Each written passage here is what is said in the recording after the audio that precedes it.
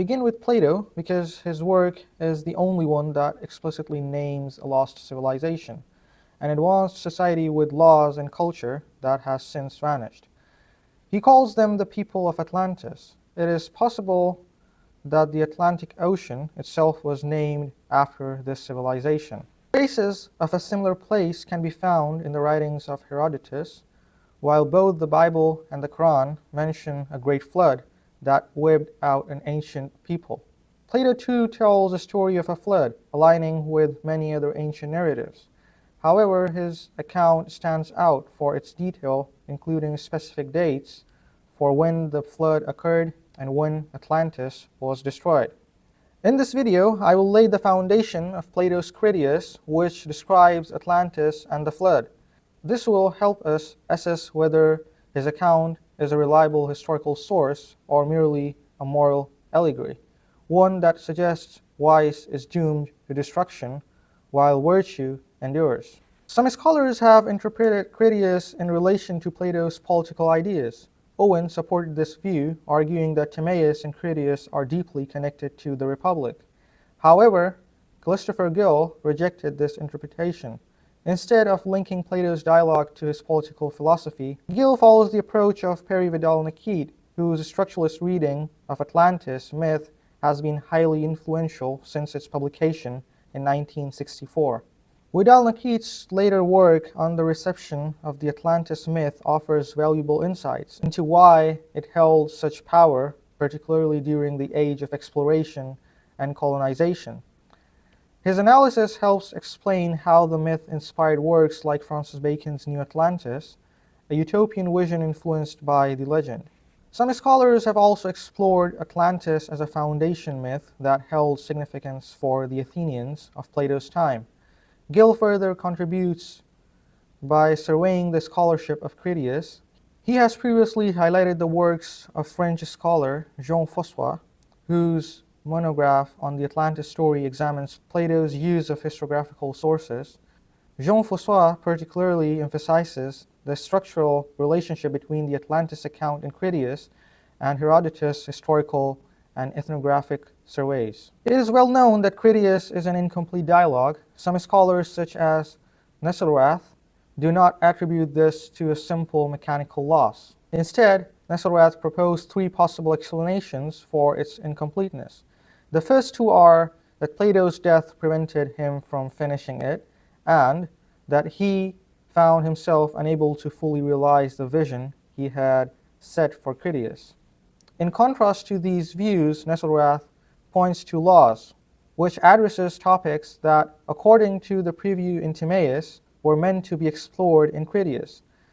This suggests that between working on Critias and his death, Plato had enough time to complete his extensive final dialogue, Laws, and was fully capable of realizing his original plan.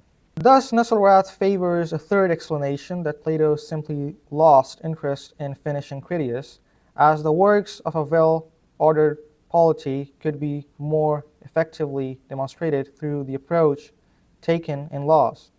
However, Nesselrath adds a unique perspective.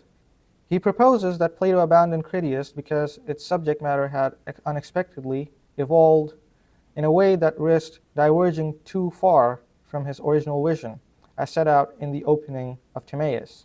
However, there is no clear evidence that Laws was written after Critias. When it comes to dating Timaeus and Critias within Plato's late dialogues, the scholars have differing views. Brandwood considers them the earliest of the late dialogues, while Ledger places them as the last, even after Laws, both basing their arguments on stylometric analysis. There is significant disagreement among commentators on Critias. Some attempt to connect it to the ideal state theory of the Republic, while others interpret it as a reflection of historical myths found in Greek traditions, myths that Plato sometimes follows. However, one thing is clear: Critias has received considerably less attention compared to Plato's other dialogues. It is also true that some commentators have misrepresented Critias, attempting to impose their own interpretations based on the reading they were most familiar with. However, there are still some valuable approaches worth considering. Ultimately, it is far more useful to examine the dialogue as Plato himself intended to present it. A brief summary of Critias reveals that it is not purely historical, but rather a form of meta-historical narrative. The dialogue recounts the story of Solon, the great lawgiver of Athens. Plato, who lived around 400 years before the birth of Christ, traces this account back to his ancestor Solon, who lived approximately 600 years before the Christian era. According to the dialogue, Solon visited Egypt, where he learned of an ancient civilization, Atlantis, and its downfall. There is no doubt that Solon visited Egypt. Plutarch provides a detailed account of his departure from Athens, explaining that he spent 10 years abroad. According to Life of Solon, Plutarch states, Solon attempted in a verse a large description, or rather a fabulous account, of the Atlantic islands, which he learned from the wise men, and which particularly concerned the Athenians. There are verses that provide evidence that business was not the hindrance for Solon. As he himself says, I grow in learning as I grow in age. This suggests that it was not a lack of time or external duties that prevented him from completing his work on Atlantis. Further details can be traced in Plutarch's Life of Solon. An interesting point raised by some thinkers is that Critias is a sequel to Plato's Timaeus. After Critias, scholars have debated the existence of another unwritten dialogue, Hermocrates, since all three characters mentioned in Timaeus, Critias, and Hermocrates, are part of the dialogue, and Socrates mentions he will listen to all three of their accounts. It's possible that this dialogue was either lost or never written down. We don't have a sufficient answer from history about what happened to it.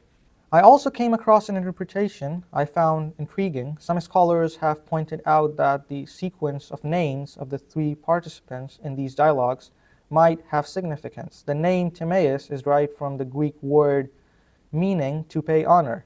Critias comes from a word meaning judgment, and Hermocrates meaning gifted by Hermes, the messenger of the gods. Perhaps Plato used these names intentionally to set up a dialogue with deeper meaning. The style of Critias is quite different from Plato's other works. His assertion that what he is writing is not a myth is significant when reading the text.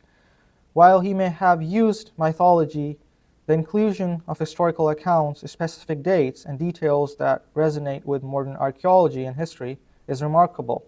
Benjamin Jowett, in his translations, views the entire narrative of Plato's Critias as a mythological account.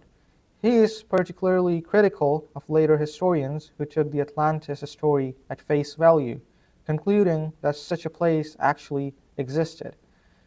Jowett argues that Critias was crafted as a political fable by Plato, designed to depict Athens as the savior of Greek civilization. However, while he presents several arguments supporting his interpretation, there are aspects of the narrative that he overlooks. By examining these overlooked details, we can further explore the topic and reassess the nature of the Atlantis story. In the next video, I will focus on the part of the dialogue that recounts the story of Atlantis and its historical context. I hope you enjoyed this video, and thank you so much for watching. I wish you all a wonderful day.